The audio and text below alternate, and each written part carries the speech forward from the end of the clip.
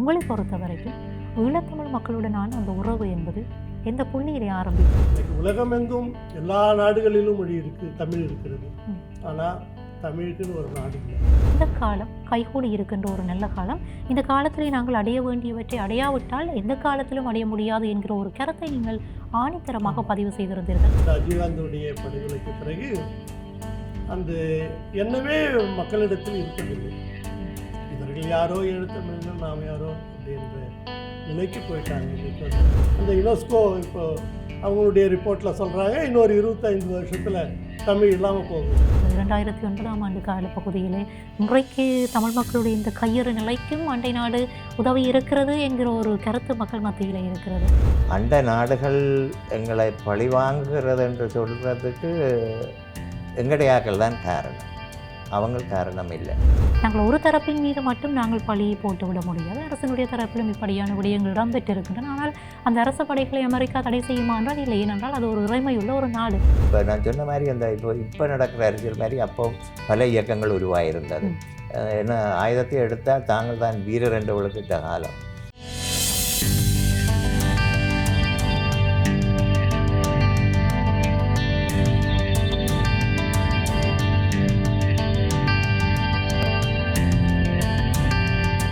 வணக்கம் உறவுகளே, மற்றும் ஒரு அகலங்கும் சிறப்பு நிகழ்ச்சியின் வழியாக இன்றைக்கும் உங்கள் எல்லோரையும் சந்திப்பதில் மகிழ்ச்சி. பேசுவதற்கு, உரையாடுவதற்கு பல்வேறு விடயங்கள் காணப்படுகின்றன.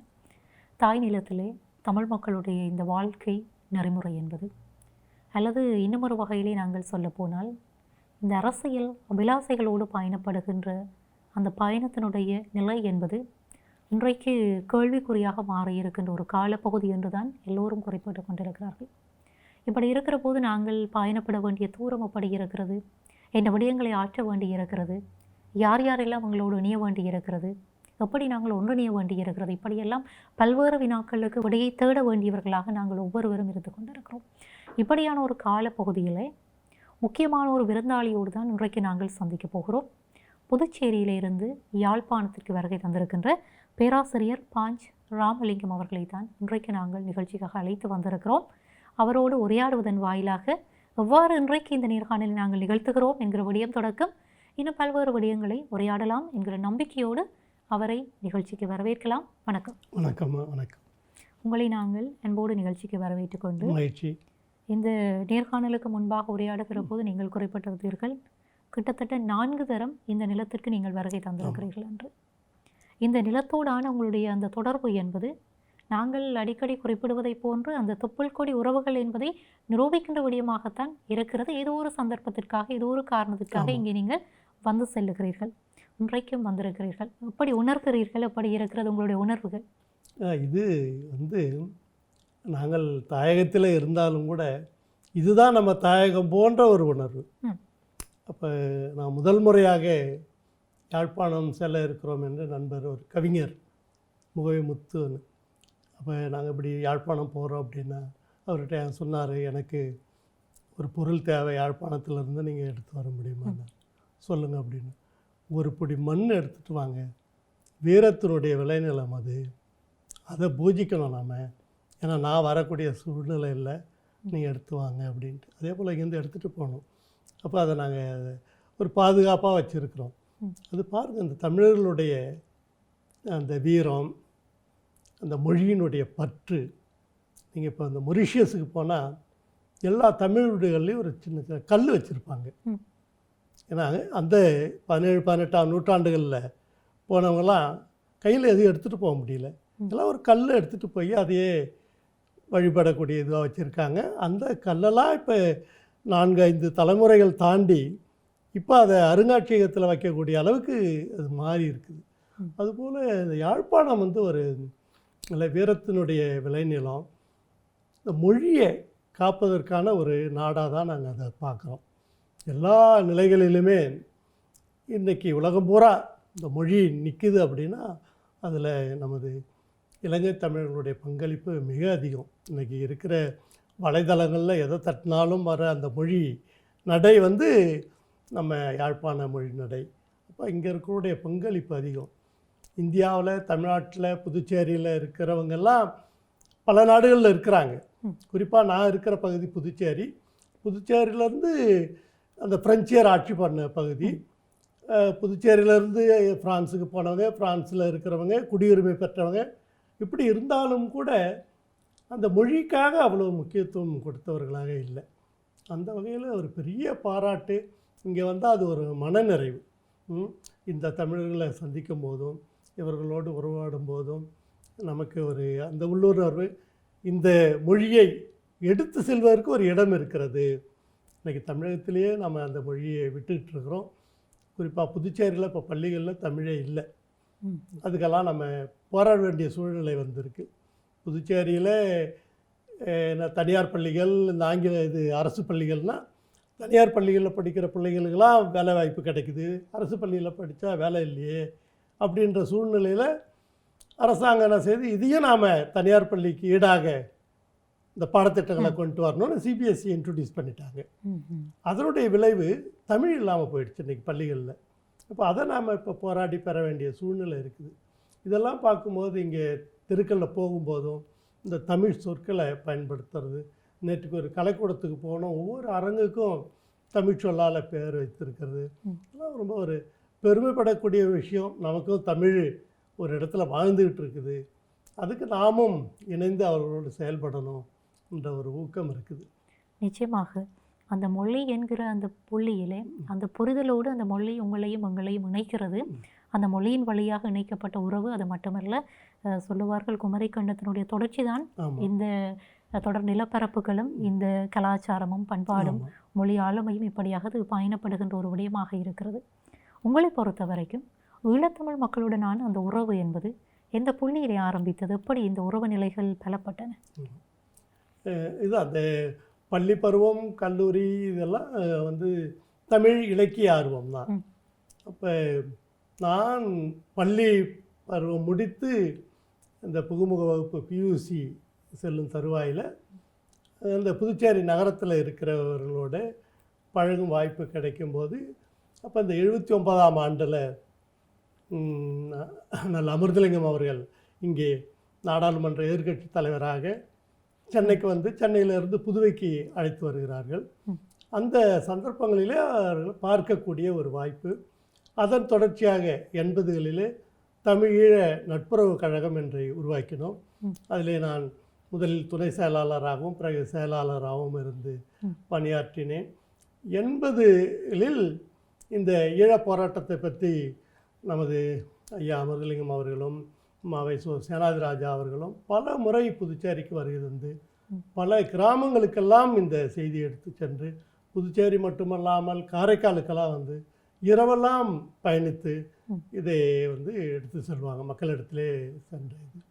அந்த ஒரு நிலையில் தான் நமது அமிர்தலிங்கம் மகன் பகீரதன் அவர்கள் அங்கே மருத்துவக் கல்லூரியிலே மருத்துவம் படிக்க சேர்ந்த மதுரை மருத்துவக் கல்லூரியில். நான் அங்கே அந்த கல்லூரியிலே ஃபார்மசியில் சேர்ந்தேன். அப்போ அவரை நான் தொடர்பு கொண்டு அவரோடு தொடர்ந்து இப்பொழுது நம்ம பயணித்து கொண்டிருக்கிறோம். பல சூழ்நிலைகளில் இது பண்ணி வந்திருக்கிறோம். 88ஆம் ஆண்டு என்னுடைய திருமணத்திற்கு ஐயா அமிர்தலிங்கம் அவர்களும் அவர்களுடைய துணைவியார் மங்கையர்க்கரசிகளும் வந்தார்கள். அதே போல் மாவை சேனாதிராஜா அவர்கள் குடும்பத்தோடு என்னுடைய திருமணத்திற்கு அது ஒரு குடும்ப உறவாகவே நாங்கள் மாறி இருக்கிறோம். எண்ணிக்கையிலே சொல்ல முடியாது. எப்போது நமக்கு ஒரு நிகழ்வுக்கு இவர்கள் தேவைப்படுகிறதோ அப்போதெல்லாம் ஐயா சேனாதிராஜா அவர்கள் எங்களோடு நிற்பார். வெறும் தமிழ், நம்ம ஈழத்தமிழர் பிரச்சனைகள் இல்லாமல் பல தளங்களிலே அயலக தமிழர்களை ஒன்றிணைப்பதிலே, அதிலே ஒரு இடர்பாடான சூழ்நிலையிலே தான் அவருடைய சகோதரர் மாவை தங்கராசா அவர்களை எனக்கு அறிமுகம் செய்து வைத்து, இவரை வைத்து இந்த அயல்நாடுகளிலே இருக்கின்ற தமிழர்களுடைய ஒன்றிணைப்பு பணிகளை செய்யுங்கள், அவர் ஜெர்மனியிலே இருக்கின்றார் என்று கூறினார். அப்பொழுது நாங்கள் முதல் சந்திப்பிலேயே அவர் என்னோடு குறிப்பிட்டது, இந்த உலக தமிழ் பண்பாட்டு இயக்கத்தை நம்ம உலகமெல்லாம் எடுத்து செல்ல வேண்டும், நான் அதனுடைய ஆலோசகராக இருக்கின்றேன் என்று சொன்னார். அது முதல் 15ஆம் ஆண்டில் இருந்து இதை ஒரு பொதுக்கூட்டம் போல நடத்தி அதை விட்டு போகாமல் பல்கலைக்கழக கல்லூரிகள் இதில் இருக்கின்ற மாணவர்கள் ஆசிரியர்களை ஒருங்கிணைத்து அவர்கள் எல்லாம் உறுப்பினராக்கி ஒவ்வொரு ஆண்டும் ஒவ்வொரு நாடுகளிலே செய்து கொண்டிருக்கின்றோம். அது புதுச்சேரியிலே தொடங்கியது 2016ஆம் ஆண்டு. இதனுடைய தொடக்கம் 1974 யாழ்ப்பாணத்தினுடைய 4வது உலக தமிழ் ஆராய்ச்சி மாநாடு. அந்த மாநாட்டிலே உருவாக்கப்பட்ட அமைப்பு தான் இந்த உலக தமிழ் பண்பாட்டு இயக்கம். அதனோட நீட்சியாக நாங்கள் இதை 15ஆம் ஆண்டில் இருந்து பல நாடுகளில், குறிப்பாக மொரீஷியஸு, இந்த இலங்கையில் 2 முறை செய்திருக்கிறோம், தாய்லாந்து, ஜப்பான் போன்ற நாடுகளில் செய்திருக்கிறோம். 2017 யாழ்ப்பாணம் பல்கலைக்கழகத்திலே இந்த நிகழ்வுகளை செய்ய வேண்டிய ஒரு வாய்ப்பு கிடைத்தது. அதற்கு முழு ஒத்துழைப்பாக இருந்தவர் நம்ம மாவை தங்கராசா அவர்கள். நாங்கள் இந்த ஆயத்த பணிகளுக்காக இங்கே வந்தபோது கூட பரவலாக நாங்கள் இன்னும் எங்களுடைய ரணங்களிலே இருந்து மீளவில்லை, இந்த நேரத்தில் இந்த மாநாடு என்ன செய்ய முடியும் அப்படி என்று சொன்னாங்க. நான் சொன்னேன், நீங்கள் வாங்க நம்மெல்லாம் கலந்து பேசுவோம் அப்படின்னு. அந்த நிகழ்ச்சி நடந்து அந்த நிகழ்ச்சியிலேயே இங்கே இருக்கிறவரெல்லாம் பங்கேற்ற போது தான் இந்த உறவு தேவை, நமக்கு இதை நாம் பலப்படுத்த வேண்டும் என்ற சூழலுக்கு வந்தார்கள். அதில் குறிப்பிடத்தக்க பங்களிப்பை செலுத்தியவர் தங்கராசா அவர்களும் சேனாதிராசா அவர்களும். அந்த வகையிலே தான் இதில் நாங்கள் செய்ய வேண்டிய கட்டாயம் ஏற்பட்டது. அதன் வழியாக பல பதிப்புகளை வெளியிட்டிருக்கிறோம். இந்த மொழி பற்றி இல்லாத நாடுகளிலே கூட நாங்கள் இதை வலுப்படுத்தி இருக்கிறோம். அதில் குறிப்பாக மொரீஷியஸ் 4-5 தலைமுறைகளான தமிழர்கள் வாழும் பகுதியிலே அந்த மொழியை, அங்கே இருக்கிற தமிழர்கள் எல்லாம் தமிழ் பெயர் இருக்கும், ஆனால் அவர்களுக்கு பேச தெரியாது, படிக்க தெரியாது. அங்கே இருக்கிற தமிழர்கள், இவர்களுக்கு தமிழ் மட்டுமே தெரிந்து அங்கே போனவர்கள். அதில் குறிப்பாக புதுச்சேரி சார்ந்தவர்கள் அதிகம். அங்கேருந்து வேலை வாங்கியவர் பிரெஞ்சுக்காரர், அவர்களுக்கு தமிழ் தெரியாது. தமிழருக்கு பிரெஞ்சு தெரியாது, பிரெஞ்சருக்கு தமிழ் தெரியாது. இவர்கள் இருவரும் கலந்து பேசி ஒரு புது மொழி உருவானது, கிரையோல். இன்றைக்கு பள்ளிக்கூடங்களிலே அங்கே கிரையோல் ஒரு மொழியாக இருக்கிறது. அதனை நாம் சொல்லுவோம் இந்த கிராமர் இல்லாத பிரெஞ்சு என்று அவர்கள் குறிப்பிடுவார்கள். அதில் அந்த மொழியிலே பெரும்பாலான சொற்கள் தமிழ் சொற்கள், பிறகு இந்த ஆப்பிரிக்க கண்டத்தில் இருக்கின்ற மொழி சொற்கள் எல்லாம் கலந்திருக்கின்றன. அப்படி தலைமுறையாக மாறிவிட்ட சூழலிலே இந்த உலக தமிழ் பண்பாட்டு இயக்கத்தின் வாயிலாக 2023ஆம் ஆண்டு செப்டம்பர் மாதம் ஒரு 17 நாடுகளிலிருந்து பேராளர்களை அழைத்து சென்று மாநாடு நடத்தி அவர்களுக்கு தமிழை கற்பதற்கான நூலையும் உருவாக்கி, பிரெஞ்சு ஆங்கிலம் தெரிந்த மாணவர்கள் இந்த தமிழை கற்பதற்கு எளியப்படுத்தி, அப்படி இந்த பணிகளை தொடர்ந்து செய்து கொண்டிருக்கிறீர்கள். இப்படியே ஈழத்தமிழ் மக்களோடான அந்த உறவு நிலைகளும் பலப்படுத்தப்பட்டதாக பயணப்பட்டு கொண்டிருக்கிறது. முக்கியமான ஒரு விடயத்தை குறிப்பிட்டிருந்தீர்கள். 4வது உலக தமிழராட்சி மாநாட்டை அடிப்படையாக வைத்து தான் இந்த உலக தமிழ் பேரவை பண்பாட்டு இயக்கம் என்பது உருவாக்கப்பட்டது என்கிற ஒரு விடயத்தையும், அதனுடைய தொடர்ச்சியாக இன்றைக்கு மேற்கொள்ளப்பட்டு வருகின்ற பணிகள் எல்லாவற்றையும் குறிப்பிட்டிருந்தீர்கள். உண்மையிலே வரவேற்கத்தக்க விடயம். உலகெங்கும் பறந்து வாழுகிற தமிழ் மக்கள் ஒன்றிணைகிற போது அந்த பலம் என்பது அபரிமிதமாக இருக்கும். சொல்லுகிற போது அது மகிழ்ச்சியாக இருக்கிறது. இப்படியான உங்களுடைய பணி போற்றுதல்களுக்குரியது. அதே நேரத்தில் இன்றைக்கு மறைந்த பாராளுமன்ற உறுப்பினர், தமிழரசு கட்சியினுடைய தலைவர் மாவை சேனாதிராஜா அவர்களுடைய ஓராண்டு நினைவஞ்சலி நிகழ்விலே நீங்கள் உரையாற்றுகிற போது ஒரு விடயத்தை குறிப்பிட்டிருந்தீர்கள். இந்த காலம் கைகூடி இருக்கின்ற ஒரு நல்ல காலம். இந்த காலத்திலே நாங்கள் அடைய வேண்டியவற்றை அடையாவிட்டால் எந்த காலத்திலும் அடைய முடியாது என்கிற ஒரு கருத்தை நீங்கள் ஆணித்தரமாக பதிவு செய்திருந்தீர்கள். இதனுடைய அடிப்படையில் அப்படியான ஒரு கருத்தை முன்வைத்திருக்கிறீர்கள். என்ன விடயங்களை நீங்கள் சாதகமாக பார்க்கிறீர்கள்? ஏனென்றால் நீங்கள் அவரோடு 80களிலே பயணப்பட்ட ஒருவர், பிற்காலத்திலும் பயணப்பட்ட ஒருவர். இந்த அடிப்படையில் இந்த கருத்து பதியப்பட்டிருக்கிறது.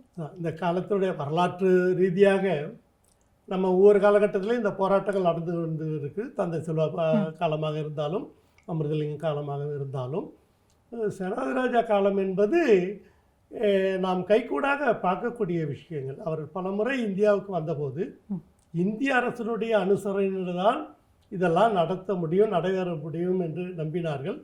இவர்களுடைய பல வேண்டுகோளிலே ஒன்று யாழ்ப்பாணத்திலே தூதரகம் வேண்டும் என்பது. அப்போது ஒரு நாட்டிலே, ஒரு பிரதேசத்திலே தூதரகம் என்று அமைக்க முடியாது, துணை தூதரகமாக அமைக்கலாம் என்ற அடிப்படையிலே தான் இங்கே ஒரு துணை தூதரகம் கொடுக்கப்பட்டிருக்கிறது.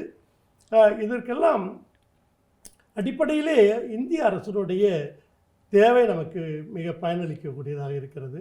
அந்த வகையிலே தான் இப்பொழுது இருக்கின்ற இங்கே தூதரக பணிகளும், இங்கே இருக்கின்ற, ஏனென்று சொன்னால் இப்போ இங்கே இருக்கின்ற வடமாகாண ஆளுநரே எங்களுக்கு இந்த 10 ஆண்டுகளுக்கு முன்பு அவர் அதிபராக இருந்த காலத்திலிருந்தே தெரியும்.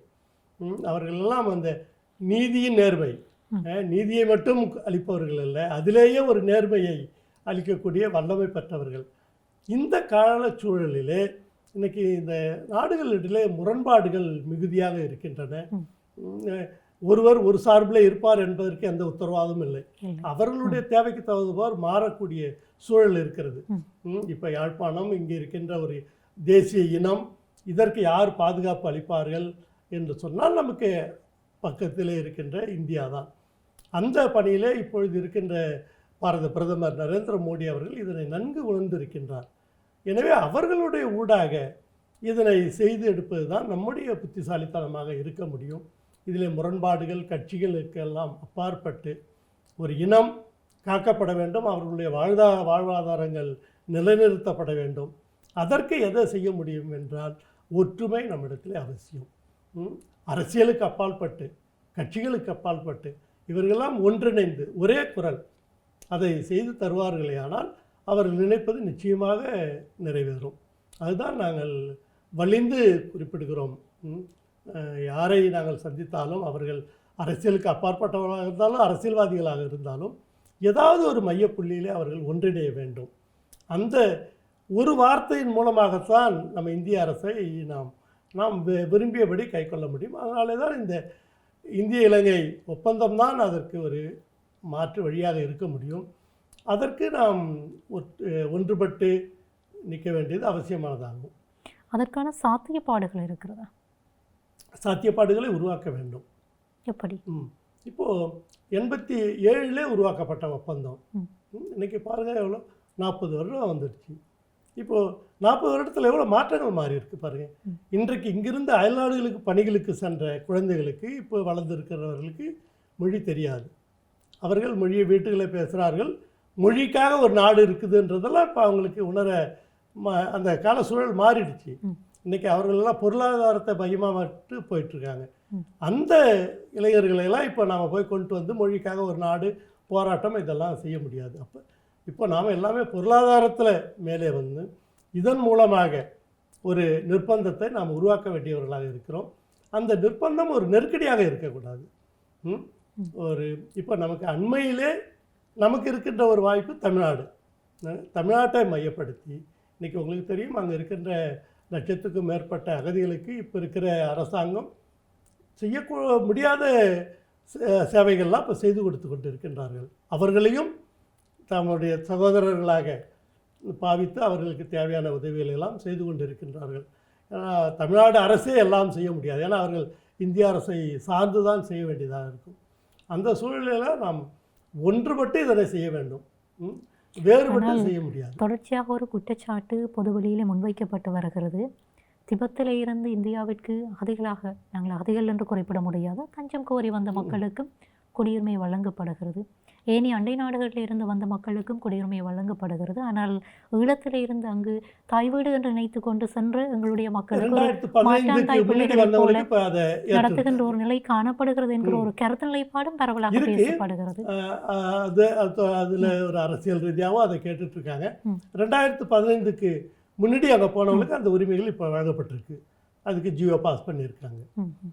நிச்சயமாக இப்படியான மாற்றங்கள் தான் தேவை என்பது நீங்கள் குறிப்பிட்டதை போன்று இந்த மாற்றங்களோடு இணைந்த கைகளுக்கு தான் பலம் அதிகம் என்று சொல்லி குறிப்பிடுவார்கள். அதே நேரத்தில் இன்னும் ஒரு மிக முக்கியமான விடயத்தை நீங்கள் குறிப்பிட்டிருந்தீர்கள். பொருளாதார பலம் என்பது இன்றைக்கு எங்களுக்கு தேவையாக இருக்கிறது. பொருளாதாரத்தில் எங்களை மேலோங்கிய ஒரு நிலைக்கு நாங்கள் மாற்றுகிற போது அது சவால் விடுகின்ற ஒரு கருவியாக மாறும். அதனை வைத்துக்கொண்டும் சில சாதகமான முடிவுகளை நாங்கள் எட்டுவதற்கான சில அழுத்தங்களை, அது நெருக்கடியாக இருக்க தேவையில்லை, ஆனால் சில கொடுக்கக்கூடிய அழுத்தங்களை கொடுத்து சில விடயங்களை பெற்றுக்கொள்ளலாம் என்கிற அந்த தளத்திற்கு நாங்கள் எங்களை ஈடுபடுத்தி கொள்ளலாம். இந்த இடத்துல இன்னும் ஒரு மிக முக்கியமான ஒரு வினா நீங்கள் குறிப்பிட்டிருந்தீர்கள். அந்த கால பகுதியிலே, அதாவது தமிழீழ அமைப்பு என்கிற ஒரு அமைப்பை நீங்கள் உருவாக்கி அதனூடாக இந்த உணர்வுகளோடு பயணப்பட்ட இந்த சேவைகளை முன்னெடுத்து சென்ற அந்த பணி உங்களிடத்தில் இருக்கிறது, அந்த அனுபவம் உங்களிடத்தில் இருக்கிறது. அந்த காலப்பகுதியிலே நிகழ்ந்த சம்பவங்கள், அதற்காக உழைத்தவர்கள், இப்படி பலரை நீங்கள் கண்டிருப்பீர்கள், அதனுடைய சாட்சியாக நீங்கள் இருக்கிறீர்கள். இன்றைக்கு இருக்கின்ற இந்த நிலைமைகளோடு ஒப்பிட்டு பார்க்கிற போது உங்களுடைய புரிதல் என்னவாக இருக்கிறது? இல்லை, இன்றைக்கி மிகுதியாக மறந்து விட்டார்கள். இன்றைக்கு கால சூழல் குறிப்பாக ராஜீவ்காந்தியுடைய படுகொலைக்கு பிறகு அந்த எண்ணமே மக்களிடத்தில் இருப்பதில்லை. இவர்கள் யாரோ எழுத்தமிழர்கள், நாம் யாரோ அப்படின்ற நிலைக்கு போயிட்டாங்க. இன்றைக்கி வந்து அரசியல் மத்தியிலும் நம்ம போல அறிந்தவர்கள் மத்தியிலும் தான் இந்த பிரச்சனைகள் இருந்து கொண்டு இருக்கின்றன. இது தங்களுக்கு உடன்பாடு இல்லாத பிரச்சனை போல மாறிவிட்டது. மறுபடியும் அதையெல்லாம் நாம் மீட்டெடுக்க வேண்டியவர்களாக இருக்கின்றோம், இந்த மொழியின் பெயரால், இனத்தின் பெயரால். அதுக்கு குறிப்பாக என்னென்னா, இன்றைக்கி உலகமெங்கும் எல்லா நாடுகளிலும் மொழி இருக்குது, தமிழ் இருக்கிறது. ஆனால் தமிழுக்குன்னு ஒரு நாடு இல்லை. அப்போ நாம் நம்ம மொழியை காவந்து பண்ணுறது மக்களால் காவந்து பண்ண வருது. சின்ன சின்ன மொழிகள் எல்லாம், சிங்களமாகட்டும், மலையாகட்டும், தாய் ஆகட்டும், இந்த மொழிகளுக்கெல்லாம் நாடு இருக்குது. அந்த நாடு, அந்த அரசாங்கம் அந்த மொழியை பாதுகாக்கிறது. தமிழை பாதுகாக்க எந்த நாடுமே இல்லை, தமிழ்நாடும் சேர்ந்து. தமிழ்நாட்டிலே நாம் பாதுகாக்க முடியாது. ஏன்னா நாம் அங்கேயும் தமிழ்நாடு ஒரு மாநிலம்தான், அது ஒரு நாடு இல்லை.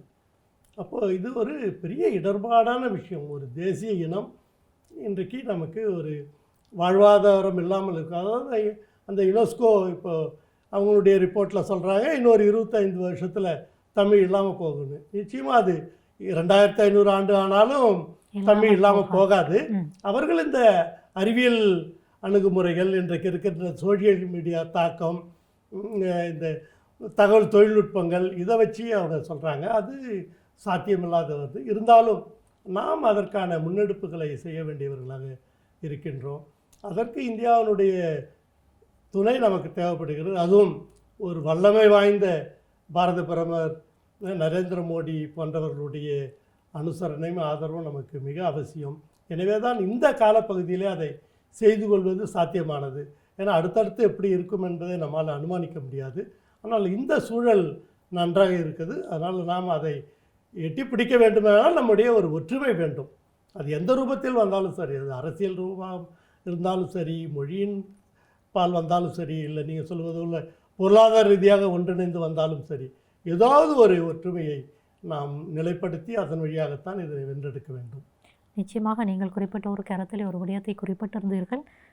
தமிழ்நாட்டிலே இந்த உணர்வுகளை உருவாக்குவது தொடர்பான ஒரு மையப்புள்ளியை நீங்கள் உங்களுடைய இந்த பதிலே குறிப்பிட்டிருந்தீர்கள். இன்றைக்கு இருக்கின்ற சூழ்நிலைகளிலே இந்த மக்களை மொழி ரீதியாக, இன ரீதியாக இந்த நிலத்தணிவுகளை கடந்து ஒன்றிணைக்க வேண்டிய ஒரு தேவை இருக்கிறது. அது காலத்துடைய தேவை. எதிர்காலத்தை நாங்கள் கருத்திலே கொண்டு இப்படியான ஒரு இணைதல்கள், அந்த புரிதல்களை உருவாக்க வேண்டிய தேவை ஒவ்வொருவருக்கும் இருக்கிறது. இதற்காக நாங்கள் ஆற்றக்கூடிய விடயங்களின் உதாரணமாக உங்களை குறிப்பிட்டால், இன்றைக்கு இந்த நிகழ்விலே நீங்கள் ஈழத்து அண்ணல் மாவை என்கிற ஒரு புத்தகத்தோடு, அந்த புத்தகத்தினுடைய நூல் ஆசிரியராக நீங்கள் இங்கே வந்திருக்கிறீர்கள். இப்படியெல்லாம் சேவைகளை ஆற்றுகிற போது இந்த ஒன்றிணைப்பு, அதே நேரத்தில் உங்களிடத்திலே இந்த ஈழம் தொடர்பான, ஈழ மக்கள் தொடர்பான இந்த புரிதல் எப்படி ஏற்பட்டிருக்கிறதோ, எப்படி இருக்கிறதோ, அதே போன்று அங்கே இருக்கக்கூடிய இளைஞர் யுவதிகளிடத்திலே, அங்கே இருக்கக்கூடிய தமிழ் மக்களிடத்திலே கொண்டு செல்லப்படுவதற்கு நாங்கள் என்ன செய்யணும்? நாம் அது தொடர்ந்து அங்கே செய்கிறோம். சென்ற ஆண்டு செப்டம்பர் மாதம் ஆஸ்திரேலியன் தமிழ் காங்கிரஸ் அங்கே இருக்காங்க. அவங்களுடைய துணை அமைப்பு அமெரிக்காவில் இருக்குது, யுஎஸ் டெக். இப்படி இந்த அமைப்புகள் வழியாக நாம் என்ன பண்ணுறோம், பல்கலைக்கழகங்களில் இது போல் நிகழ்ச்சிகளை ஏற்பாடு பண்ணுறோம். இதற்கு முன் 2 ஆண்டுகள் டெல்லி பல்கலைக்கழகத்திலும் ஜவஹர்லால் நேரு பல்கலைக்கழகத்திலும் நடந்தது. சென்ற ஆண்டு நம்ம பாண்டிச்சேரி பல்கலைக்கழகத்தில் நடத்தி அது ஐநா வரை அந்த கோரிக்கைகளை உருவாக்கி சென்ற செப்டம்பரில் அந்த பொதுசபை, ஐநா பொதுசபைக்கு முன்பாக இந்த மாநாட்டை கூட்டி அதில் கலந்து கொண்ட பார்த்தீங்கன்னா ஒரு 200-300 பேர் ஆய்வு மாணவர்கள். அவர்களிடத்தில் இந்த தாக்கத்தை உருவாக்குகிறோம், அவர்களுக்கு அந்த புரிதலை ஏற்படுத்துகிறோம், இதை எப்படி செய்வது என்று. அதற்கு முழுவதாக நமது உலக தமிழ் பண்பாட்டு இயக்கமும் இந்த ஆஸ்திரேலியன் தமிழ் காங்கிரஸும் எங்களுக்கு உறுதுணையாக இருந்தது. அந்த பணியை நாங்கள் தொடர்ந்து செய்ய இருக்கின்றோம். அடுத்த ஆண்டு ஆஸ்திரேலியாவில் இந்த நிகழ்வை செய்வதற்கான ஆயத்த பணிகளை செய்திருக்கிறோம். எங்களால் முடிந்த அளவில் இதை ஒவ்வொரு நாடுகளிலும் அதனை நாங்கள் முன்னெடுக்கிறோம். அதிலும் குறிப்பாக இந்த தமிழ் அமைப்புகள், தமிழ் மொழியோடு தொடர்புடைய நாடுகளிலே நாங்கள் பயணித்து கொண்டிருக்கிறோம். அந்த அடிப்படையில் சென்ற ஆண்டு ஜப்பான் சென்று அதனை அங்கே உள்ள தமிழ்ச்சங்கத்தோடு அதை அமைப்பை செய்திருந்தோம். மொரிஷியஸில் செய்திருக்கின்றோம், தாய்லாந்தில் செய்திருக்கின்றோம். உங்களுக்கு தெரிந்திருக்கும், தாய்லாந்திலே இன்றைக்கும் அரச மொழி தமிழ்.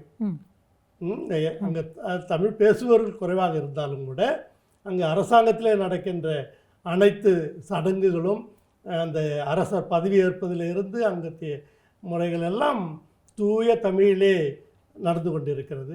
கம்போடியாவிலே அதுபோல் இருந்து கொண்டு இருக்கிறது, இந்தோனேஷியாவிலே இருக்கிறது. இதையெல்லாம் நாங்கள் ஒருங்கிணைத்து இந்த செயல்கள் எல்லாம் செய்து கொண்டு இருக்கிறோம்.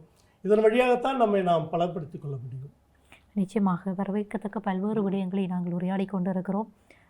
தொடர்ச்சியாக உரையாடலாம், ஆனால் நேரத்தையும் கருத்தலை கொண்டு நிகழ்ச்சியையும் நாங்கள் நிறைவு செய்து கொள்ளப் போகிறோம். அதற்கு முன்பாக நீங்கள் இன்றைக்கு எந்த நிகழ்ச்சிக்காக இங்கே யாழ்ப்பாணத்தை தேடி வடக்கை தேடி வந்தீர்களோ அந்த நிகழ்வினுடைய பிரதானியாக அமரர் மாவை சேனாதிராஜா அவர்களுடைய சகோதரரும் இங்கே இருக்கிறார். அவரையும் நாங்கள் நிகழ்ச்சியோடு இணைத்துக் கொள்ளப் போகிறோம். மிக்க நன்றி. இந்த பயண இடைவெளியிலே நீங்கள் இங்கே வருகை தந்து பல்வேறு கருத்துக்களை எங்களுக்காக பகிர்ந்து கொண்டமைக்கு மிக்க மகிழ்ச்சி. மிக தேவையான விடயங்களை நீங்கள் இங்கே முன்வைத்திருக்கின்றீர்கள். இது நம்ம தமிழ் மக்களாகிய அனைவருக்கும் சென்று சேர வேண்டும். அவர்களுடைய பங்களிப்பும் இதில் இருக்க வேண்டும் என்று வேண்டி விரும்பி கேட்டுக்கொள்கிறோம். நன்றி, வணக்கம். அகல நிகழ்ச்சியோடு இணைந்திருக்கிறோம். நிகழ்ச்சியினுடைய தொடர்ச்சியாக நான் முன்னரே குறிப்பிட்டதை போன்று மறைந்த மாவை சேனாதிராஜா அவர்களுடைய சகோதரர் மாவை தங்கராஜா அவர்களையும் நாங்கள் இணைத்திருக்கிறோம். ஏனென்றால் இன்றைக்கு இந்த நேர்காணலை நாங்கள் ஒழுங்கு செய்ததன் பின்னணி கூட இப்படியான ஒரு நிகழ்வினூடாகத்தான் இந்த ஒழுங்குபடுத்தல்கள் மேற்கொள்ளப்பட்டிருக்கின்றன. ஆகவே அவரையும் நிகழ்ச்சியோடு இணைத்துக் கொள்ளலாம். வணக்கம். வணக்கம். வணக்கம். உங்களையும் நாங்கள் வரவேற்று கொண்டு இன்றைக்கு ஒரு முக்கியமான நிகழ்வோடும் அந்த நிகழ்விலே கலந்து கொண்ட பிரதிநிதிகளோடும் விருந்தினர்களோடும் என்று சொல்லி இன்றைய இந்த நாள் என்பது ஒரு காத்திரமான ஒரு நாளாக நகர்ந்திருக்கிறது. இந்த நிகழ்வினுடைய மிக பிரதானியாக இந்த நிகழ்வை ஒழுங்குபடுத்திய ஒருவராக நீங்கள் இருந்து கொண்டிருக்கிறீர்கள். உங்களுடைய சகோதரர் மறைந்த பாராளுமன்ற உறுப்பினர் மாவை சேனாதிராஜா ஐயா அவர்களுடைய அந்த ஓராண்டு நினைவு நிகழ்வுகள் இன்றைக்கு இடம்பெற்றிருக்கின்றன. இந்த நிகழ்வு வெறுமெனவே ஒரு ஓராண்டு நினைவஞ்சலி நிகழ்வு என்று சொல்லி கடந்து செல்லாமல் அல்லது கடத்து செல்லப்படாமல் இதன் மூலமாக சொல்லப்படுகின்ற சில செய்திகளும் இருக்கு. மிக முக்கியமாக உங்களுடைய தமிழ் சமூகத்திற்கு இந்த அரசியல் தளத்திலே நீங்கள் இந்த நிகழ்வினூடாக சொல்ல விளைந்த செய்திகள் அவையாவது இருக்கின்றனவா?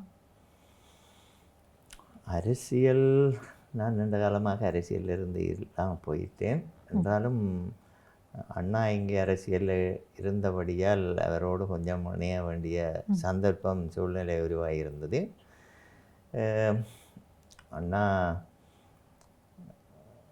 நினைக்கிறேன் ஒரு 18-19 வயதுகளிலே அரசியலில் ஈடுபட்டாங்க. நாங்களும் சின்ன வயதில் 10 வயதில் கூட இங்கே பாத யாத்திரைக்கு சென்றிருக்கின்றோம். அந்த உணர்வுகள் எங்களை ஃபேமிலியை பொறுத்தளவில் எல்லாருலேயும் தமிழ் உணர்வுகள் இருந்தது தான். பிறகு நாங்கள் மாணவர்களாக இருந்த டைமில் கூட இங்கே நாங்கள் மாணவ பேரவை, இளைஞர் பேரவைகளில் எல்லாம் முக்கிய பங்காற்றி இருக்கின்றோம். அதோட அண்ணாவுடைய அரசியல் சென்ற தலைவர்களுடைய வழிகள், அவருடைய வழிமுறைகள், அவருடைய ஒழுங்குமுறைகள் எல்லாத்தையும் அண்ணா நல்லா கற்றுக்கொண்டார். அதன் மூலமாக நாங்களும் அதை பெற்றுக்கொண்டோம். அதில் அண்ணாவின் பங்களிப்பு நிறைய இருந்திருக்கிறது. புரட்சிகரமான பேச்சுக்கள், இளைஞர்களை ஒரு உணர்வுபூர்வமாக இந்த நாட்டிலே மொழிகள், கலாச்சாரங்கள், எங்கென்ற மண்களை பறிபோதல், அதுகளை பற்றி சிங்கள குடியேற்றங்களை பற்றி எல்லாம் ஒரு ஒரு கிராமமாக அவர் சென்று அதுகளை விழிப்புணர்வுகளை ஏற்படுத்தினது. நாங்களும் மாணவர்களாக இருக்கிற காலகட்டத்தில் அந்த அவருடைய வழி எங்களையும் அந்த வழிக்கு திருப்பி இருந்தது. இப்போ நாங்களும் அதில் அரசியலில் கொஞ்சம் இங்கே இலங்கையில் இருந்த காலங்களில் நாங்களும் முழுமையாக ஈடுபட்டிருந்தோம். பிறகு இங்கே எனக்கு யூனிவர்சிட்டி அட்மிஷன்ஸ் பிரச்சனைகள் இங்கே எங்களுக்கு அந்த வழிவேறு இதுகள் நிறைய இருந்ததால் எங்களுக்கு இங்கே இடங்கள் கிடைக்காததால் எங்கள் போன்ற இளைஞர்கள் யூனிவர்சிட்டி பிரச்சனை வச்சு மாணவர் அமைப்புகளை உருவாயின. சத்யசீலன், சிவகுமாரன், நாங்கள் அதில் கொஞ்சம் கூடுதலாக ஈடுபட்டிருந்தோம். பிறகு இளைஞர் பேரவையில் இணைந்து கொண்டோம். இப்போ எங்களுடைய தலைவர்களுக்கு அரணாக இந்த இளைஞர் மாணவர்கள் நல்ல அவர்களுக்கு ஒத்துழைப்பு அவருக்கு ஒரு பலமாக இருந்தது. அதில் நிறைய போராட்டங்கள், சத்தியாகிரகங்கள் அதுகளில் எல்லாம் நிறைய இதுகளை இங்கே செய்திருக்கிறாங்க தலைவர்கள். அப்போ நாங்கள் இன்றைக்கு வெளிநாடுகளில் இருந்தாலும் கூட அந்த எங்களுடைய மண் பறி போடுறதோ, மொழி அற்றுப்போடி கலாச்சாரங்கள் சீரழிகிறதை பற்றி இன்றைக்கும் நாங்கள் அதுக்குரிய முறைகளில் நாங்களும் வெளிநாடுகளில் கூட அந்த மொழிகளை கூட நாங்கள் பாடசாலைகள் இருக்குதாங்க, அங்கே தமிழ் மொழியில் நல்லா பேசுவாங்க. மற்றது பொருளாதார ரீதியான கட்டமைப்புகள் இந்த நாட்டில் உருவாக்கப்பட வேணும் என்று நாங்கள் உறுதியாக இருக்கின்றோம். மற்றது அவர் டாக்டர் பாஞ்சு ராமலிங்கம் சொன்ன மாதிரி அந்த மொழிகளையோ இல்லாட்டி கலாச்சாரங்களை நாங்கள் முன்னுக்கு எடுத்து செல்வது தான் இன்றைய காலகட்டத்துக்கு ஒரு பொருத்தமானதாக இருக்கும் என்று நான் கருதுகிறேன். நான் அந்த கருத்தோடு நாங்கள் விடாமல் நாங்கள் அதில் வெறும் தீவிரமாக வேலை செய்கிறோம். இந்த உலக தமிழர் பண்பாட்டு இயக்கம், மற்றது பண்பாட்டு மையம் என்றெல்லாம் நாங்கள் 2 பிரிவாக வச்சு அது மூலமாக இங்கே பொருளாதார ரீதியானது மட்டுமன்றி நாங்கள் இங்கே உள்ள பல்கலைக்கழக மாணவர்களை கூட அந்த படிப்பு முடியும் மட்டும் கூட நான் என்னுடைய கம்பெனியில் இருந்து வர்ற இதில் 30% நான் அந்த இதுக்காட்டி செலவழிக்கின்றேன். மற்றது இந்த போர்களால் பாதிக்கப்பட்டவை அப்படியெல்லாம் நாங்கள் எங்களோட மண்ணோடு இணைந்து நாங்கள் பயணித்து கொண்டிருக்கின்றோம். அவர் சொன்ன மாதிரி நாங்கள் இந்த அமைப்புகளால் நாங்கள் ஒரு பெரிய விரிவாக்கமான செயல்பாடுகளை செய்து கொண்டும் இருக்கின்றோம். அவர் சொன்ன மாதிரி நான் நிறைய நாடுகளுக்கு சென்றிருக்கின்றோம். உலக தமிழர் பாட்டு ரீதி இந்த அமைப்பு ரீதியாக மொரிஷியஸ், ஜப்பான், அவர் தாய்லாந்து அப்படியெல்லாம் சொன்னாங்க, மலேசியா, இந்தியா எல்லா மாநாடுகளையும் நாங்கள் நடத்தி இருக்கின்றோம். எந்த மாநாட்டுக்கு நடத்துகிறாங்க அந்த ஒற்றுமை என்ற கருத்தை அவங்க சொன்னாங்க. அந்த கருத்து ஒரு மிக முக்கியமான கருத்து.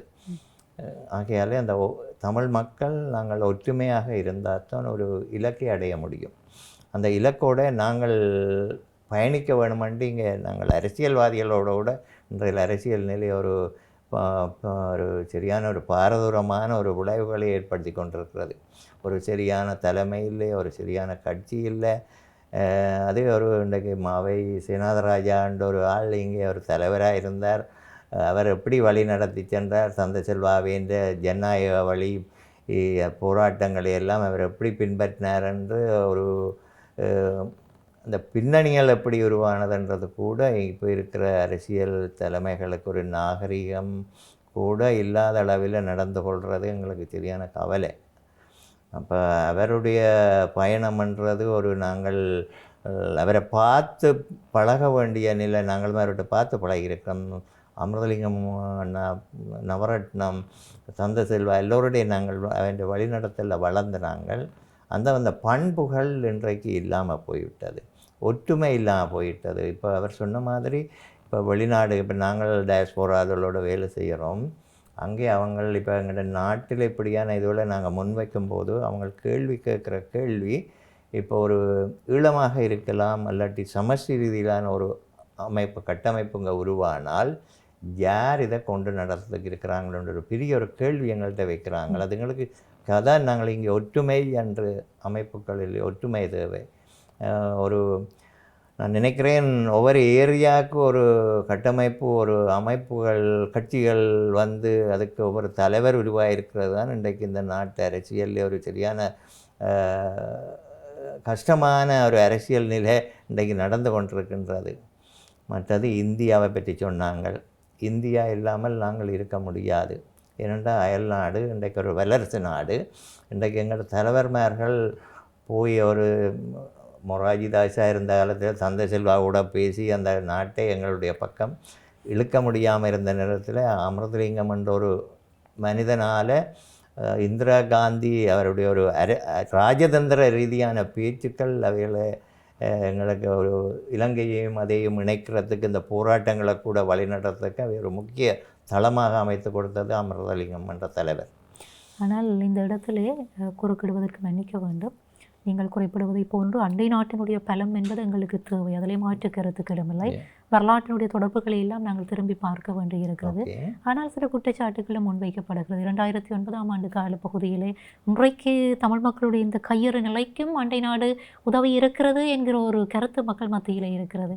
இதை நீங்கள் எப்படி புரிந்து கொள்கிறீர்கள்? அண்ட நாடுகள் வந்து தங்களுடைய நலன் சார்ந்த விஷயங்களாகத்தான் பார்க்கிறார்கள். அங்கே தமிழ் மக்கள் பகடைக்காய்களாக மாற்றப்பட்டிருக்கிறார்களா என்கிற ஒரு கேள்வி எழுகிறது இல்லையா? வெளிநாடுகள் எங்களை பொறுத்தளவில் நான் இன்றைக்கு 45 வருஷம் இருக்கின்றேன். ஐரோப்பிய நாடுகளிலே எங்களை பகடைக்காயாக அவங்க பயன்படுத்தவில்லை.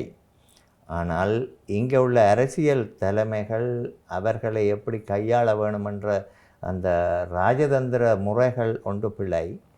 மற்றது அங்கே இருக்கிற தமிழர்கள் அவர் அப்படி சொல்கிறது அங்கேயும் ஒரு ஒற்றுமை இல்லைன்னு தான் என்னால் சொல்ல முடியும். என்னடா நாங்கள் நிறைய இதெல்ல பார்த்துருக்கின்றேன், பழகி இருக்கின்றேன்.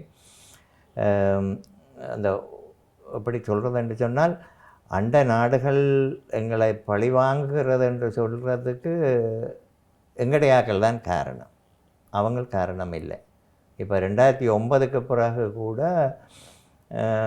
எங்களுடைய தமிழாக்கள் அந்த நாடுகளோட வைக்கின்ற உறவு முறைகள், அவைகள் நடந்து கொள்கிற முறைகளாலே அவர்கள் எங்களை நம்புகிறார்கள் இல்லைன்னா அந்த நாடுகள் நம்பிக்கை இல்லாமல் இருக்கிறதுக்கு தமிழாக்கள் ஒரு முக்கிய இதாக இருக்கிறோம்.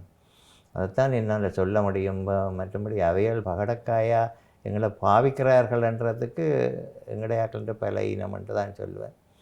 என்றால் மற்ற நாடுகள் இப்போ இந்தியா பொறுத்தளவில் அவர்கள் இலங்கை தமிழர்களுக்கு இதுவரை செய்கிறதுக்கு இப்போ ஆபத்துக்கு ஒரு லட்சமே ஒரு சுனாமி வருதா இல்லாட்டி ஒரு நாட்டில் ஒரு பிரச்சனை வருதான்றதுக்கு அவை ஹெல்ப் பண்ணினோம்.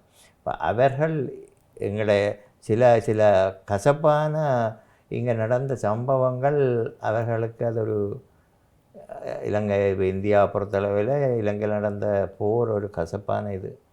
அப்போ அவர்கள் அதை பார்க்குறார்கள். தங்களுடைய நாட்டில் ராஜீவ்காந்தி கொல்லப்பட்டமை அது ஒரு பெரிய. ஆனால் அதற்கு முன்பாக நான் நினைக்கிறேன் வரலாறுகளை கற்றுக்கொண்டதனுடைய அடிப்படையிலே இங்கே ஆயுத குழுக்கள் உருவாக்கப்படுவதற்கும் பிராந்திய நலனை கருத்திலே கொண்டதும் ஒரு காரணம் என்பது வரலாறு பதிவு செய்கிறது. பின்னர் அதே ஆயுத குழுக்களுக்கு இடையிலே மோதல்கள் உருவாவதற்கும் அந்த பிராந்திய அரசியல் என்பது ஒரு காரணம் என்பதும் நாங்கள் கற்றுக்கொண்ட பாடமாக இருக்கிறது. அது நல்ல உங்களுடைய கருத்து. அது வந்து இப்போ இந்திரா காந்தி அமிர்தலிங்கத்தின் டாக்கில் கூட இங்கே போராளிகள் உருவாக்கப்பட்ட டைம் இந்தியாவில் தான்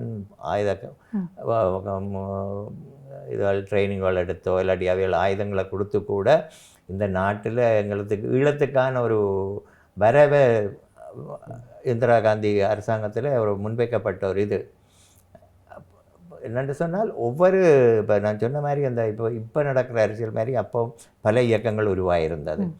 என்ன ஆயுதத்தை எடுத்தால் தாங்கள் தான் வீரர் என்று விளக்கிட்ட காலம். அப்போ தங்களுக்குள்ளே ஆயுத பலம் வந்து விட்டது. அந்த பிரச்சனையால் தான் இந்தியாவில் இருந்த ஒரு நல்ல நம்பிக்கை அதை இழந்திருக்கிறோம். இந்தியாவிலே போய் ஆயுத குழுக்கள் சண்டை பிடித்ததால் தான் இந்தியா மக்களுக்கிடையே ஒரு புரட்சி ஏற்படுத்தது. இவங்களுக்கெல்லாம் நாங்கள் உதவி செய்தோம், ஆயுதத்தை கொடுத்து இவங்களுக்கெல்லாம் செய்தோம், எங்கட நாட்டிலேயே எங்கட புரட்சி ஏற்படுத்துகிறாங்கன்ற ஒரு தப்பான இதை உருவாக்கினது தமிழாக்கள். அதை நாங்கள் ஏற்றுக்கொண்டே ஆகணும். இப்போ எங்களுக்கும் அந்த ஆயுத போராட்ட வழிகள் தெரிஞ்சபடியால் அங்கே உள்ள எப்படி நடந்து கொண்டாங்களன்ற அந்த வரலாறுகளை பார்க்குற போது எல்லா இயக்கங்களும் அங்கே இருந்து பிரச்சனை நடந்திருக்கிறாங்க. துப்பாக்கி செய்கிறாங்க, பொதுமக்களை சுட்டுருக்குறாங்க, ராஜீவ்காந்தியை கொலை பண்ணியிருக்கிறாங்க. ராஜீவ்காந்தியால் இவங்கள் பாதிக்கப்பட்டது அது ஒரு வேறு முறை. அதுக்காண்டி இந்தியாவில் அப்படி ஒரு கொலையை செய்தது ஒரு சரியான தவறான. இங்கே எங்கட நாட்டில் உள்ள தலைவர் மாதிரியே சாக்குலி இருக்கிறாங்க. அப்போ அந்த கொலைன்றது சொல்லி அது எல்லா நாடுகளையும் பாதிச்சிருக்குது. பின்லாடன் அமெரிக்காவை அடிச்சிருந்து எங்கிற நாட்டை அவங்களோட பயங்கரவாத இதில் போட உடம்புங்களை தடை செய்தது காரணமே இங்கே நாட்டில் நடந்த வித்தியாசமான கொலைகளும் அது தாக்குதல்களும் என்ன. இதை நாங்கள் புரிந்து கொள்ளணும் என்ன. ஏனேன் அந்த மற்ற நாடுகளை எதிர்க்குதான்னு சொல்லி நாங்கள் உருவாக்கிய தேவையில்லாத பிரச்சனைகள் மற்ற நாடுகள் எங்களுக்கும் அமெரிக்காவில் போய் எங்களோட போராளிகள் போய் அங்கே ஒரு புரட்சி செய்யலை. ஆனால் இந்த நாட்டில் நடக்கிற கொலைகளையோ இல்லாட்டி தாக்குதல்களையோ அவங்க உன்னிப்பாக கவனித்து கொண்டா இருக்காங்க. ஆனால் உங்களுடைய சில கருத்துக்களில் நான் உடன்படுகிறேன். அதே நேரத்தில் இன்னுமொரு விடயம் நாங்கள் குறிப்பிட வேண்டி இருக்கிறது, ஒரு சர்வதேச நாடு இறைமையுள்ள இன்னுமொரு நாட்டை அது பகைக்காது. அந்த ஒரு அடிப்படையிலும் ஒரு சர்வதேச அரசியல் ரீதியிலும் இப்படியான இயக்கங்களுக்கு அமெரிக்கா போன்ற நாடுகள் தடை விதித்திருக்கின்றன. ஆனால் கொலைகள் என்கிற ஒரு அடிப்படையிலே யுத்தம் நிகழ்த்தப்படுகிற போது இப்படியான சம்பவங்கள் இடம்பெறுவது உலக வரலாற்றிலே வழமை. அதே நேரத்திலே நாங்கள் ஒரு தரப்பின் மீது மட்டும் நாங்கள் பழியை போட்டுவிட முடியாது. அரசனுடைய தரப்பிலும் இப்படியான விடயங்கள் இடம்பெற்றிருக்கின்றன. ஆனால் அந்த அரச படைகளை அமெரிக்கா தடை செய்யுமா என்றால் இல்லை. ஏனென்றால் அது ஒரு இறைமையுள்ள ஒரு நாடு. அந்த பின்னணியிலும் நாங்கள் பார்க்க வேண்டியிருக்கிறது இல்லையா? உங்களோட கருத்து நல்ல கருத்து. அவங்க வல்லரசு நாடுகள், அவங்கள ஒரு பலம் பொருந்திய நாடு, ஆயுதத்திலேயோ பலத்திலேயோ. நாங்கள் ஒரு சிறுபான்மை இனம். நாங்கள் சில விட்டு கொடுப்புகள், போகிற வழிகள், பாதைகள் அது சரியான பாதையில் சென்றிருந்தால் மற்ற நாடு தடை செய்ய வேண்டிய சந்தர்ப்பம் கிடைச்சிருக்காது. இப்போ நாங்கள் எங்களுக்கு தேவை, எங்களோட நிலம் தேவை என்று போராடுறாங்க மொழி அப்போ நாங்கள் அப்படி இருந்து எங்கிட்ட நாட்டுக்குள்ளேயே நாங்களே புரட்சி செய்தால் எவனும் ஒத்துழைக்க மாட்டான், ஹெல்ப்பும் பண்ண மாட்டான். அப்போ அதுதான் நடந்திருக்கிற பிரச்சனை. ஆனால் எல்லா வரலாற்று நாடகம் இப்போ நீங்கள் உலக ஒழுங்கில் பார்ப்பீர்களாக இருந்தால் இப்போ நடக்கிற போராட்டங்களே எல்லாம் ஒரு தங்களுடைய நலன் கருதி தான் எல்லாத்தையும் நடந்துக்கு. அமெரிக்காவை இருக்கலாம், ரஷ்யாவை இருக்கலாம், உக்ரைனை இருக்கலாம், இந்தியா கூட தங்களோட நலனை தான் பார்த்துக்கொள்ளினோம். இப்போ இலங்கை தமிழர்களை பொறுத்தளவில் ஏதாவது ரெண்டாக ஹெல்ப் பண்ண வேணும். ஆனால் தங்களுக்கு ஒரு பிரச்சனை வருமாண்டா தங்களோட நலனை விட்டு ஒரு காலமும் அடுத்த கட்டத்துக்கு போக மாட்டாங்க. நிச்சயமாக நீங்கள் குறிப்பிடுகின்ற கருத்துக்களும் கருத்தில் எடுக்கப்படக்கூடிய கருத்துக்கள். அதே நேரத்தில் உங்களுக்கு தெரியாதல்ல, அன்றைக்கு தந்தை செல்வா அவர்கள் கூட குறிப்பிட்ட விடயம், இன்றைக்கு நாங்கள் அகிம்சை வழியிலே போராடுகிறோம், கேட்கிறோம், நீங்கள் ஏற்றுக்கொள்ளவில்லை. ஆனால் எதிர்கால சந்ததி என்பது ஆயுதங்களை ஏந்தக்கூடிய நிலைமை உருவாகும் என்பதை அவர் அன்றைக்கு குறிப்பிட்டிருந்தார். அதனுடைய பின்னணியில் தான் இந்த சம்பவங்கள் எல்லாம் அரங்கேறி இருக்கின்றன. ஆனால் அதன் பயனாக நாங்கள் அடைந்திருக்கின்ற பல்வேறு விடயங்கள் இன்றைக்கு கண்கூடாக காட்சி தரக்கூடிய விடயங்களும் இருக்கின்றன. ஆனால் நாங்கள் கடந்த காலத்தை மட்டுமே பேசிக்கொண்டிருக்காமல் அடுத்தடுத்த என்ன விடயங்களை நாங்கள் ஆற்ற வேண்டி இருக்கிறது, என்ன பணிகளை மேற்கொள்ள வேண்டி இருக்கிறது, யுத்தத்திலே பாதிக்கப்பட்ட மக்களுக்கான பொருளாதார நிலைநிறுத்தல்களை செய்ய வேண்டிய தேவை இருக்கிறது, யுத்தத்திலே பாதிப்படைந்த குழந்தைகள், இன்றைக்கு கணவனை இழந்த மனைவிமார் நிறைய பேர் இருக்கிறோம், அவர்களுக்கான வாழ்வாதாரங்களை மேற்கொள்ள வேண்டிய தேவை இருக்கிறது. உளவியல் ரீதியாக நாங்கள் மேற்கொள்ள வேண்டிய பல்வேறு விடயங்கள் இருக்கின்றன. சந்ததிகள் கடந்தும் கடத்தப்படக்கூடிய அந்த வடுக்களோடு இன்றைக்கு மக்கள் வாழ்ந்து கொண்டிருக்கிறார். ஆகவே இந்த விடயங்கள் தொடர்பாக எல்லாம் நாங்கள் கவனத்தினை குவிக்க வேண்டியவர்களாக இருக்கிறோம். ஆகவே மிக்க நன்றி. நீங்களும் இந்த உங்களுடைய சகோதரர் விட்டு சென்ற பணியிலே அது ஏதோ ஒரு தளத்திலே நின்று கொண்டு இந்த இனத்திற்காக, மொழிக்காக, மக்களுக்காக நீங்கள் பயணப்படுவது என்பது வரவேற்கத்தக்க விடயம். உங்களுடைய அந்த பயணங்கள் தொடர வேண்டும், சேவைகள் தொடர வேண்டும். அந்த வாழ்த்துக்களையும் நிறைவாக வழங்கி கொண்டு மிக்க நன்றி. உங்களுடைய இந்த பயண இடைவெளியில் இங்கே வருகை தந்து பல்வேறு கருத்துக்களை நாங்கள் உரையாடி இருக்கிறோம். குறிப்பிட்ட சிறிய நேர இடைவெளி தான், ஆனால் உரையாடப்பட வேண்டிய விடயங்களை உரையாடி இருக்கிறோம் என்கிற நம்பிக்கை இருக்கிறது. மிக்க நன்றி. மிக்க நன்றி. நீங்களும் எங்களுடைய கருத்துக்களை உள்வாங்கி அதை விரிவாக இதை நாட்டு மக்கள் எல்லோருக்கும் இதை தெளிவுபடுத்தியிருக்கிறீர்கள். இந்த ஐபிசி குழுமத்திற்கு எங்களை இந்த நிகழ்விலே அமர்த்தி எங்கள் மூலமான சில செய்திகளை நாட்டு மக்களுக்கு தெரிவிப்பதற்கு மிச்ச நன்றியும் வணக்கத்தையும் தெரிவிக்கிறோம். ரொம்ப வணக்கம். அகலங்கு நிகழ்ச்சியினூடாக இணைந்திருந்தோம். இன்றைக்கு அகலங்கு நிகழ்ச்சியில் உரையாடப்பட வேண்டிய மிக முக்கியமான விடயம் தொடர்பாக 2 விருந்தினர்களோடு இன்றைக்கு நிகழ்ச்சி பயணப்பட்டிருந்தது. இதேபோன்று சமகாலத்துக்கு தேவையான இன்னும் ஒரு விடய பரப்போடும் சார்ந்திருக்கக்கூடிய ஆளுமைகளோடும் சந்திக்கின்ற வரையிலே விடைபெற்றுக் கொள்கிறோம். சந்திக்கலாம் உறவுகளே.